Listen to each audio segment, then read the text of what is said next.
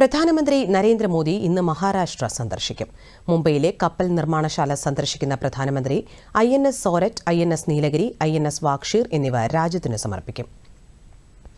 നാവികസേനയെ സംബന്ധിച്ചിടത്തോളം പ്രത്യേകതയുള്ള ദിവസമാണിതെന്നും പ്രതിരോധ മേഖലയിൽ ആഗോളതലത്തിൽ ശക്തരാകാനുള്ള ശ്രമങ്ങൾക്ക് കൂടുതൽ കരുത്തു പകരുന്നതാണ് പുതിയ കപ്പലുകളുടെ കമ്മീഷനെന്നും പ്രധാനമന്ത്രി എക്സിൽ കുറിച്ചു. P-15B ഗൈഡ് മിസൈൽ ഡിസ്ട്രോയർ പ്രോജക്ടിന്റെ നാലാമത്തെയും അവസാനത്തെയും കപ്പലാണ് INS സൂറത്ത്. ലോകത്തിലെ ഏറ്റവും വലുതും അത്യാധുനികവുമായ യുദ്ധക്കപ്പലിന്റെ 75% തദ്ദേശീയമായാണ് നിർമ്മിച്ചിരിക്കുന്നത്. P-17A സ്റ്റെൽത്ത് ഫ്രിഗറ്റ് പദ്ധതിയുടെ ആദ്യ കപ്പലായ INS നീലഗിരി ഇന്ത്യൻ നാവികസേനയുടെ വാർഷിപ്പ് ഡിസൈൻ ബ്യൂറോ രൂപകൽപ്പന ചെയ്തതാണ്.